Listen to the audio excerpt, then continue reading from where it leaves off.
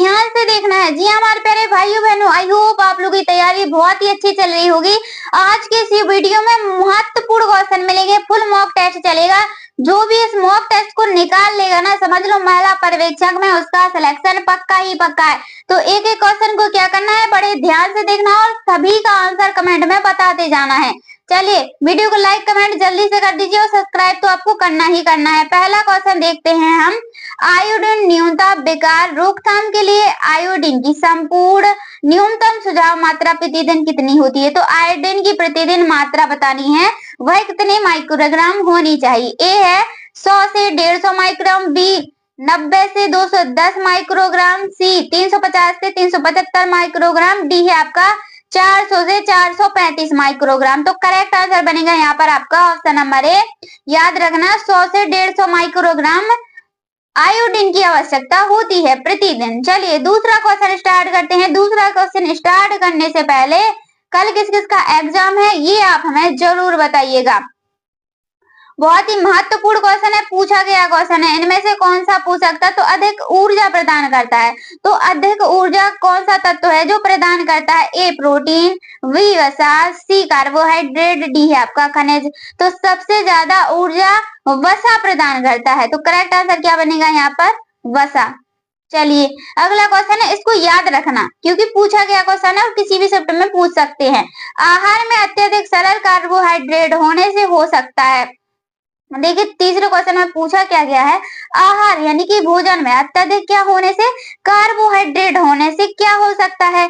ए है मोटापा, बी है आपका जल असंतुलन, बी है आपका रक्त अल्पता जिसको हम एनीमिया बोलते हैं, और डी है आपका इलेक्ट्रोलाइट असंतुलन। तो करेक्ट आंसर बनेगा यहाँ पर ऑप्शन नंबर ए मोटापा। क्या हो सकता है? भोजन में अधिक कार्बोहाइड्रेट होने से मोटापा हो सकता है। चलिए चौथे नंबर का क्वेश्चन बहुत ही मोस्ट इंपोर्टेंट क्वेश्चन है और बिल्कुल ध्यान से देखना है आपको इस क्वेश्चन को। मेगालोप्लास्टिक एनीमिया, मेगालोप्लास्टिक एनीमिया की कमी के कारण होता है। तो इसकी कमी के कारण क्या होता है?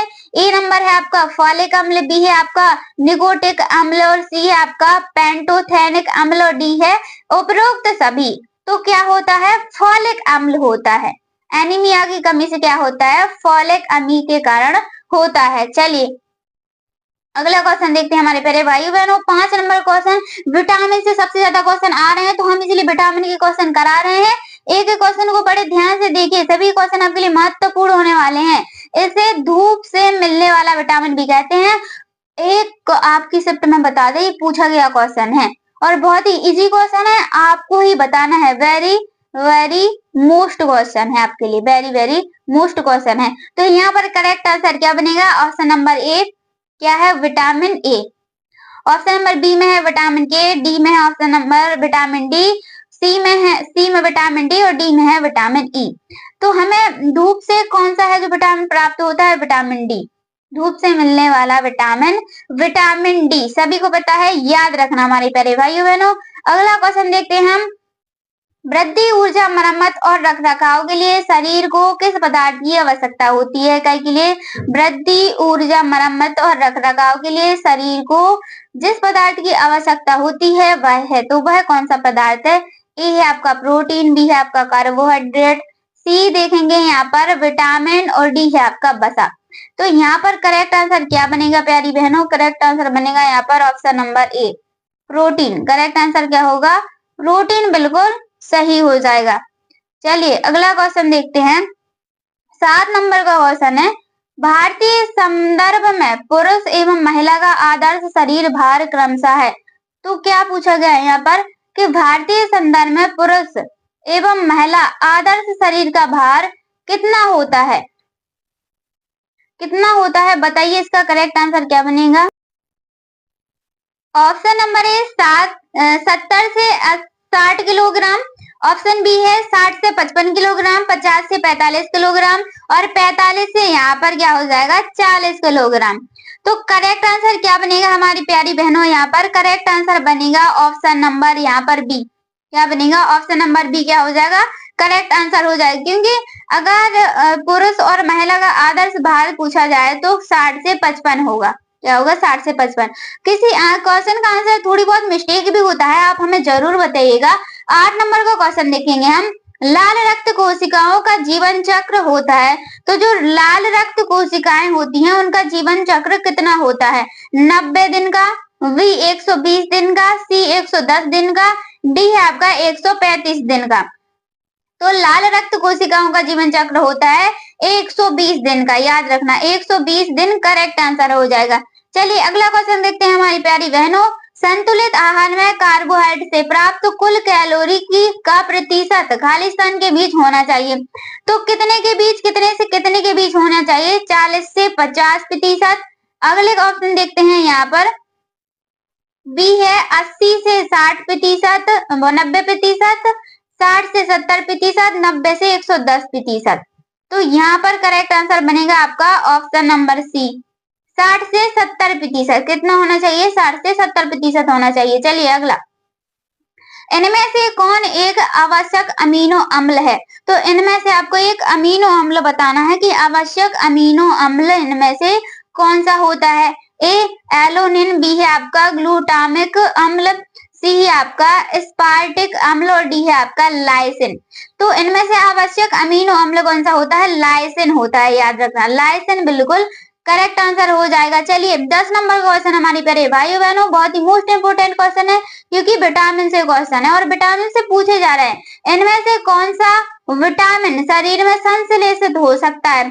तो शरीर में संश्लेषित होने वाला विटामिन बताना है। A vitamin A, C vitamin D, B vitamin C और डी है आपका विटामिन ई। थोड़ी option A B C D की मिस्टेक हो गई है। करेक्ट आंसर यहाँ पर क्या बनेगा? ऑप्शन नंबर सी बनेगा विटामिन डी, याद रखना। चलिए अगला क्वेश्चन है आपका, वह प्रक्रिया जिसके द्वारा व्यक्ति का प्रतिरक्षा तंत्र किसी एजेंट के विरुद्ध दृष्टिकृत हो जाता है, दृष्टिकृत हो जाता है। ऑप्शन यहाँ पर क्या है? ए है आपका पोषण, बी है आपका प्रतिरक्षीकरण, सी है आपका संपूर्ण और जिसको हम क्या बोलते हैं? इंकुलेशन बोलते हैं, और डी है आपका कुपोषण। तो करेक्ट आंसर क्या बनेगा? प्रतिरक्षीकरण बिल्कुल करेक्ट आंसर हो जाएगा, याद रखना। चलिए अगला क्वेश्चन बहुत ही महत्वपूर्ण क्वेश्चन है, इस क्वेश्चन को समझिएगा कि 12 नंबर क्वेश्चन, आईसीडीएस के संशोधन पोषण संबंधी मानदंडों फरवरी 2009 के अनुसार, किसके अनुसार? 2009 के अनुसार गर्भवती महिलाओं को, स्तनपान करा रही महिलाओं को दी जाने वाली ऊर्जा प्रोटीन की मात्रा क्रमशः होनी चाहिए, तो कितनी होनी चाहिए? ऐसे ही बड़े बड़े क्वेश्चन आपके एग्जाम में आएंगे, आपको ज्यादा टाइम नहीं लगाना है, सोच समझ के करेक्ट आंसर लगाना है। तो यहाँ पर करेक्ट आंसर क्या बनेगा? Option number C correct answer हो जाएगा। 600 किलो कैलोरी और 18 से 20 ग्राम, कितनी? 600 किलो कैलोरी, 18 से 20 ग्राम। अगला क्वेश्चन देखेंगे हम, 13 नंबर क्वेश्चन हमारे प्यारे भाइयों बहनों। 13 नंबर का क्वेश्चन बहुत ही मोस्ट इंपोर्टेंट क्वेश्चन है कि क्वाशरकोर की कमी के कारण होता है। तो क्वाशरकोर की कमी के कारण क्या होता है? ए है आपका प्रोटीन ऊर्जा, B iron, C calcium, D thiamine. तो ऊर्जा प्रोटीन मतलब कि क्वाशरकोर की कमी के कारण क्या हो जाता है? प्रोटीन ऊर्जा बिल्कुल यहाँ पर क्या होगा? आपका करेक्ट आंसर हो जाएगा प्रोटीन ऊर्जा। चलिए 14 नंबर का क्वेश्चन देखते हैं। यहाँ पर 14 नंबर का क्वेश्चन क्या है? हीमोग्लोबिन के प्रत्येक ग्राम में लगभग होता है, तो जो हीमोग्लोबिन होता है उसके प्रत्येक ग्राम में लगभग क्या होता है? 6.34 milligram iron, 4.25 milligram iron, 3.34 kilogram iron या फिर मिलीग्राम आयरन, डी है आपका 2.24 मिलीग्राम आयरन। तो करेक्ट आंसर बनेगा option number C, 3.34 kilogram iron. चलिए अगला क्वेश्चन देखेंगे हम, इनमें से कौन एक हाई सेकेंड्राइड है? तो हाई इनमें से कौन सा है जो एक हाई सेकेंड्राइड है? ए है आपका लैक्टोज, बी ग्लूकोज, सी गैलेक्टोज, फैक्टोज जिसको हम बोलते हैं, और चौथा है आपका फैक्टोज। तो करेक्ट आंसर ऑप्शन नंबर ए लैक्टोज, याद रखना लैक्टोज बिल्कुल करेक्ट आंसर हो जाएगा। 16 नंबर क्वेश्चन, पीएम ग्रस्त बच्चे के आहार में होना चाहिए, तो जो पीएम ग्रस्त बच्चे होते हैं उनके आहार में क्या शामिल होना चाहिए? कैलोरी अधिक होनी चाहिए, प्रोटीन अधिक होनी चाहिए, उपरोक्त दोनों होने चाहिए। तो करेक्ट आंसर बनेगा यहाँ पर ऑप्शन नंबर सी, कैलोरी भी अधिक होनी चाहिए और प्रोटीन भी अधिक होनी चाहिए। 17 नंबर का क्वेश्चन देखते हैं हमारे प्यारे भाइयों बहनों, भोजन पचाने, शरीर में पोषण तत्वों का अवशोषण, परिवहन, भंडारण लगने वाली ऊर्जा को क्या कहते हैं? क्या कहते हैं? ताप जनन कहते हैं, कुल आवश्यक ऊर्जा कहते हैं, कल ऊर्जा लाग कहते हैं, या फिर बॉडी मास इंडेक्स कहते हैं। तो क्या कहते हैं इसको? ताप जनन कहते हैं। ताप जनन बिल्कुल करेक्ट आंसर आएगा। चलिए 18 नंबर क्वेश्चन है आपका, मांस, मछली, अंडे व दूध वाले प्रोटीन के महत्वपूर्ण स्रोत हैं। तो क्या पूछा गया? मांस, मछली, अंडे, प्रोटीन, दूध वाले प्रोटीन के महत्वपूर्ण स्रोत कौन कौन से हैं? उच्च जैविक मान, उच्च अवशोषण मान, उच्च प्रतिधारण मान, या फिर उपरोक्त में से कोई नहीं। तो करेक्ट आंसर बनेगा यहाँ पर ऑप्शन नंबर ए, उच्च जैविक मान। चलिए अगला 19 नंबर क्वेश्चन, प्रोटीन, वसा और कार्बोहाइड्रेट को कभी कभी जाता, मतलब कि कभी कभी क्या कहा जाता है, ये पूछा गया है। कार्बोहाइड्रेट को कभी कभी कहा जाता है, क्या कहा जाता है? निकट मूल तत्व, जिसको हम प्रोटेक्समेंट प्रिंसिपल बोलते हैं। क्या बोलते हैं? प्रिंसिपल बोलते हैं। प्रोक्सीमेंट प्रिंसिपल बोलते हैं। बी है आपका महत्वपूर्ण मूल तत्व, और सी है यहाँ पर आपका प्राथमिक मूल तत्व, डी उपरोक्त में से कोई नहीं। तो यहाँ पर आपका जो करेक्ट आंसर बनेगा ऑप्शन नंबर ए बनेगा, निकट मूल तत्व, प्रोक्सीमेंट प्रिंसिपल्स। क्या बनेगा? ए बिल्कुल करेक्ट आंसर हो जाएगा। चलिए 20 नंबर का क्वेश्चन देखते हैं, विटामिन ई वह मुख्य लिपिड घुलनशील विटामिन है जिसमें होता है। तो विटामिन ई लिपिड घुलनशील विटामिन है जिसमें क्या होता है? एंटीऑक्सीडेंट गुण होते हैं, जरण गुण होते हैं, विनाशकारी गुण होते हैं, या फिर उपरोक्त में से कोई नहीं। तो एंटीऑक्सीडेंट गुण होते हैं। क्या होते हैं? एंटीऑक्सीडेंट गुण होते हैं। ए बिल्कुल करेक्ट आंसर बनेगा। चलिए 21 नंबर क्वेश्चन है आपका, एक सरल शर्करा, क्या लिखा है? एक सरल शर्करा जो शरीर की सभी कोशिकाओं के लिए ऊर्जा प्रमुख स्रोत है। ए है गन्ने का शर्करा, बी ग्लूकोज, सी सुक्रोज, डी फ्रैक्टोज। तो यहाँ पर इसका करेक्ट आंसर क्या बनेगा हमारी प्यारी बहनों? कौन कौन इसका बिल्कुल करेक्ट आंसर बताएगा? देखते हैं कौन कौन इसका बिल्कुल करेक्ट आंसर है जो बता पाते हैं। एक सरल शर्करा जो शरीर की सभी कोशिकाओं के लिए ऊर्जा का स्रोत है वह है आपका ग्लूकोज। करेक्ट आंसर क्या बनेगा? ग्लूकोज यहाँ पर करेक्ट आंसर हो जाएगा। 22 नंबर का क्वेश्चन, आईसीएमआर 2010 के अनुसार स्त्रियों के लिए कैल्शियम की अनुशंसित अनुमति कितनी होती है? मतलब कि कितनी होती है? किसके लिए? स्त्रियों के लिए कैल्शियम की अनुशंसित अनुमति बताना है। ऑप्शन यहाँ पर देखेंगे हम। ए नंबर का है आपका 600 मिलीग्राम दिन, 300 मिलीग्राम दिन, 400 मिलीग्राम दिन, 700 मिलीग्राम दिन। तो करेक्ट आंसर बनेगा यहाँ पर 600 मिलीग्राम दिन, ये ए वाला। चलिए अगला क्वेश्चन, शाकाहारी माता में की कमी से होने की संभावना अधिक होती है। तो शाकाहारी में किसकी कमी से संभावना अधिक होती है?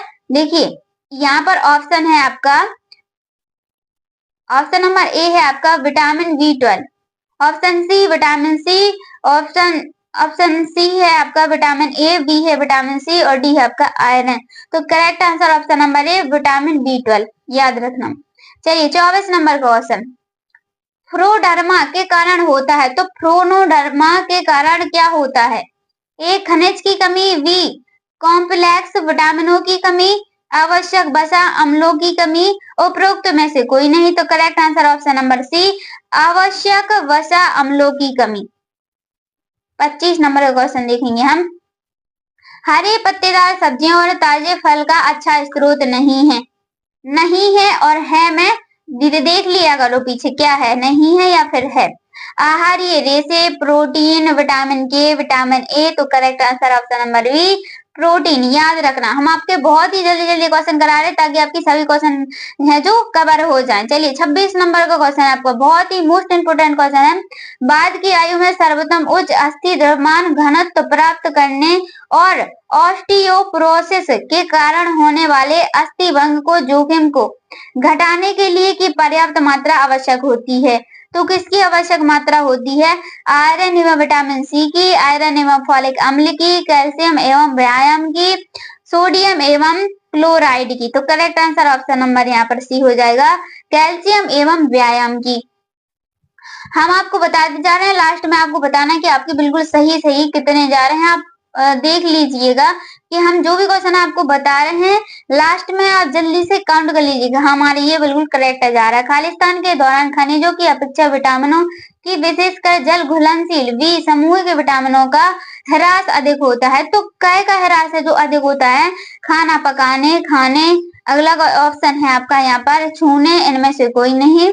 तो यहाँ पर खाना पकाने के दौरान, तो करेक्ट आंसर आपको ए लगाना है। यहाँ पे आएगा खाना पकाने के दौरान खनिजों की अपेक्षा विटामिनों की विशेषकर जल घुलनशील बी समूह का विटामिन का ह्रास। 28 नंबर का क्वेश्चन है आपका, आहार में वसा की कमी से हो सकता है। तो जो भोजन होता है जिसको हम आहार बोलते हैं कि वसा की कमी से क्या हो सकता है, ये देखेंगे हम। लिकोनिक अम्ल की कमी, एराकीडोनिक अम्ल की कमी, उपरोक्त दोनों या फिर उपरोक्त में से कोई नहीं। तो करेक्ट आंसर बनेगा यहाँ पर ऑप्शन नंबर सी, उपरोक्त दोनों, ए और बी दोनों। चलिए 29 नंबर का क्वेश्चन है आपका, बहुत ही मोस्ट इंपोर्टेंट क्वेश्चन है। घेंगा और क्रेटिनिता जिसको हम जड़ वामनता बोलते हैं, किसको जड़ वामनता बोलते हैं, का कारण बनने वाली प्रमुख पोषक तत्व न्यूनता है। तो कह की है आयरन की कमी, फ्लोराइड की कमी, आयोडीन की कमी। तो correct answer option number C, iodine की कमी। चलिए 30 नंबर का क्वेश्चन है, इनमें से कौन सा विटामिन बी12 की कमी से उत्पन्न मेगालोप्लास्टिक एनीमिया को ठीक कर देता है? किसको कर देता है ठीक? मेगालोप्लास्टिक एनीमिया को ठीक कर देता है।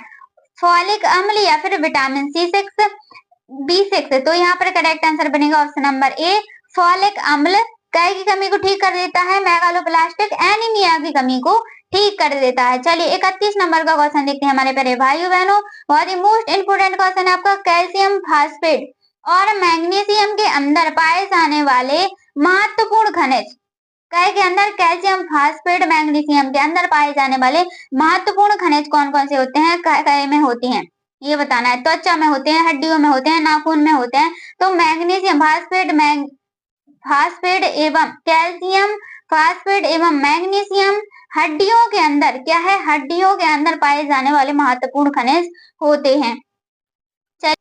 पौष्टिक व पोषक आहार में, पौष्टिक व पोषक आहार जो सभी बृहद सूक्ष्म पोषक तत्वों का खाद्य समूह की दृष्टि से संपूर्ण होता है को कहलाता है। मतलब कि क्या कहलाता है? संतुलित आहार, असंतुलित आहार, अपूर्ण आहार। तो क्या कहलाता है? संतुलित आहार कहलाता है। करेक्ट आंसर क्या बनेगा? ऑप्शन नंबर ए बनेगा, संतुलित आहार कहलाता है। चलिए अगला क्वेश्चन देखते हैं यहाँ पर, 2.5 माह की आयु में शिशु को कौन सा टीका लगाया जाता है? तो 2.5 माह की आयु में शिशु को कौन सा टीका लगाया जाता है?